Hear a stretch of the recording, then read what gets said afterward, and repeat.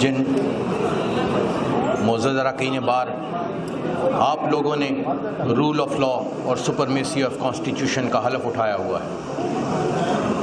आज की करारदाद जो पेश हुई वो एक बच्चे इमार के मुतल्लिक है, महंगाई के मुतल्लिक है और रूल ऑफ लॉ के मुतल्लिक है। मैं इन पूरी करारदाद को पूरी तरह सपोर्ट करते हैं, हम सब लोग, यकीनन आप भी सपोर्ट करते हैं। अमार की हिस्ट्री क्या है, स्टोरी क्या है? एक बच्चा 6-7 साल का, उसके घर में मुतअद्दिद बार रेड होती है, ऑड आवर्स में, मिड नाइट में। उसकी दादी, वालदा, बहनों को पुलिस वाले हरासा करते हैं, घर में तोड़ फोड़ करते हैं, चीज़ें उठा के ले जाते हैं, बच्चा सहम जाता है। ये मुतअद्दिद बार बातें होती हैं, उसका वालिद पकड़ा जाता है।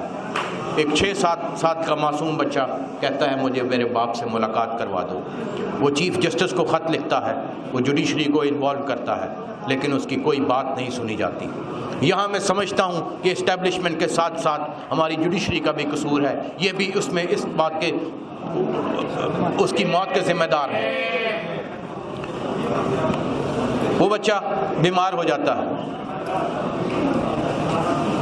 इस सदमे में बीमार हो जाता है। रात में उसकी रिपोर्ट्स पढ़ रहा था, देख रहा था कि वो जो बीमारी उसको होती है वो ट्रिगर करती है उस वक़्त जब एक एक्यूट शॉक में बच्चा जाता है। वो उस बीमारी में है, अपने बाप से मिलना चाहता है, उसको बाप से मिलने नहीं दिया जाता।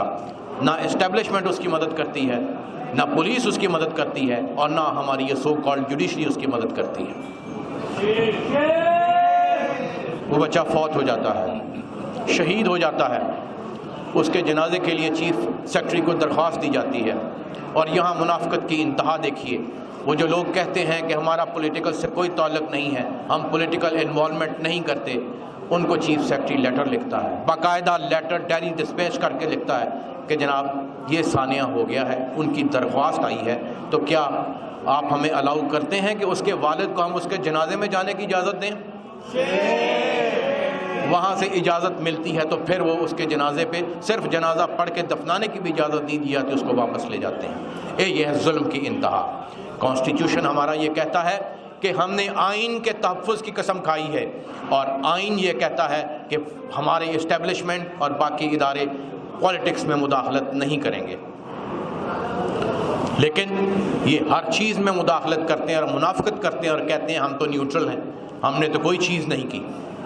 हमें इस मुनाफिकत से निकलना होगा, इनको एक्सपोज करना होगा और इनको इनकी हदूद में धकेलना होगा कि वहाँ रहें, और इसके लिए हम इनसे मदद चाहते हैं जो कि हमारी मदद करने के लिए तैयार नहीं है। कॉन्स्टिट्यूशन